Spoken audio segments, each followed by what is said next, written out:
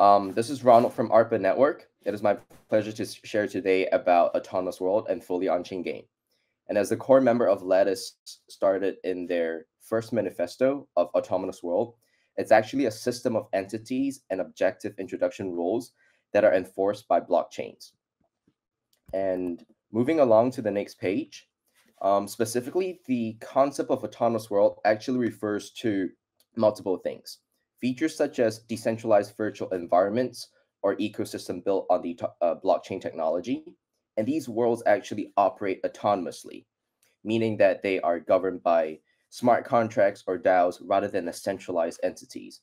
And in an autonomous world, users can actually interact, trade, and engage in various activities, such as gaming, socializing, or commerce.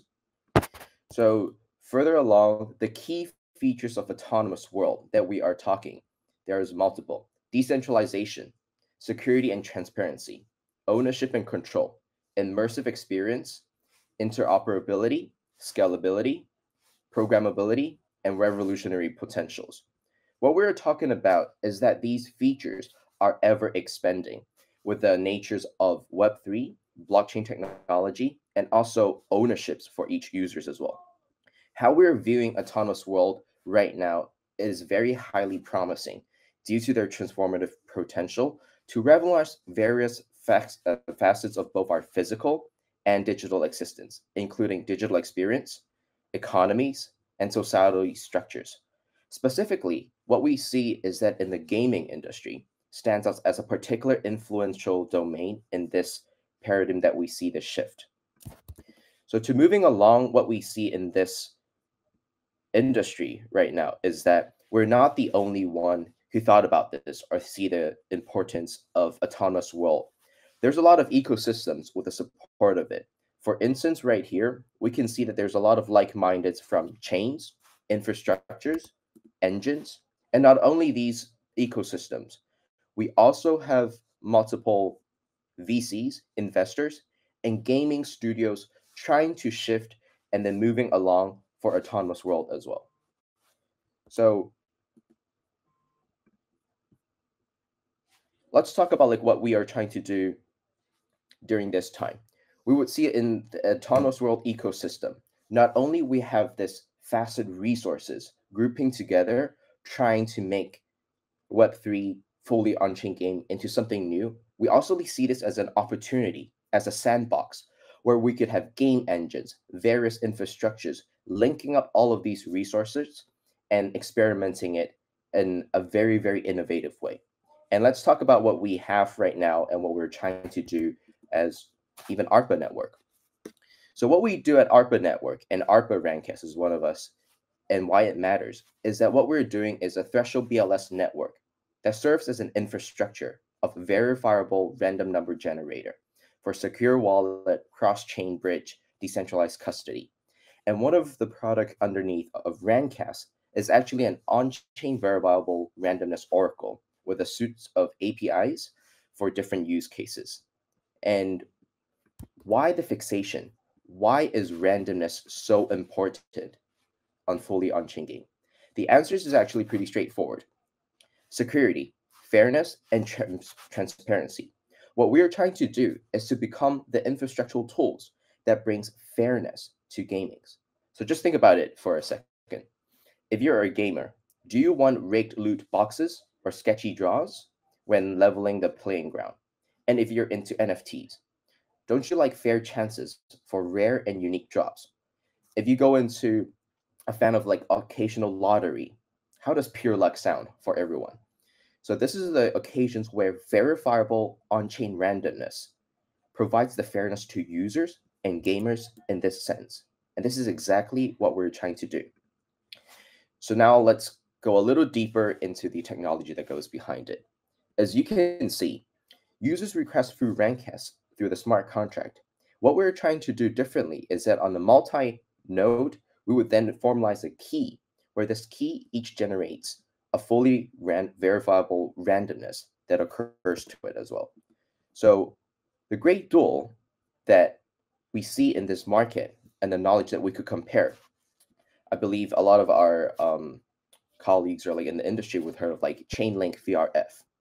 As evident for the workflow of ARPA Network and Rancast, our expertise actually shines in two primary domains.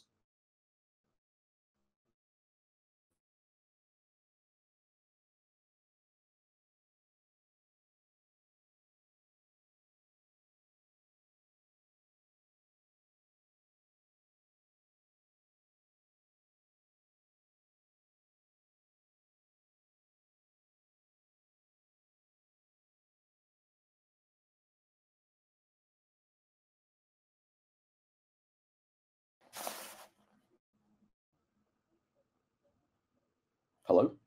I think we're back online. To kind of just continue, we integrate a DKG protocol into the standardized BLS signature, and this enables aggregated threshold signature schemes, ensuring a decentralized signature generations from, as I mentioned, a multiple nodes in an asynchronous manner. We also specialize in easing the workload for game developers and autonomous world builders, ensuring that for the smooth integrations and operations. And for ARPA Rancast, we actually provide a pre-built smart contract for developers to seemingly focus on creating finer game art, mechanics, rules, rolling a dice, shuffling, pick a property, and all sorts of scenarios that we could even think of in gamings as well. So to kind of just going through what we've been doing since in this industry for quite some time already. The chains that we've been integrated are in Ethereum, Optimism, Base, and coming soon, Redstone. Redstone is actually one of the very, very original, I would say like the OG in the industry of autonomous world. And since ARPA has been around since 2018, we're also like listed on multiple exchanges such as Coinbase, Binance, BTC Turk as well. And this is actually in Turkey, one of our biggest local community. We were just there for Istanbul Finance Blockchain Week. It was just great to like connect with our local communities. And moving along, we will also be being backed by some of our very prominent investors, Binance Lab, Arrington Capital, and DWF Labs.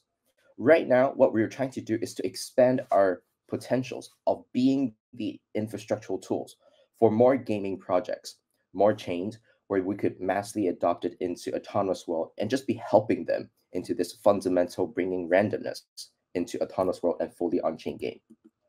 To kind of show you guys more in a more vivid sense. So what exactly do we do and how do we do it? We have this Rancast playground that, as you can see, is that once we link into the chains that we integrated, for instance, right here, we have OP mainnet. We can then have various instructions that we could be analyze and use. For instance, rolling a dice, picking a lottery numbers out of randomly generated numbers. For the next slide, as we can see, for the instructions you have, we want to pick 6 or 8 winners out of a total numbers of 100. Then it would eventually randomly generate a selection of it as well. These are just examples that we made to make it easier for our users to understand what exactly we're doing.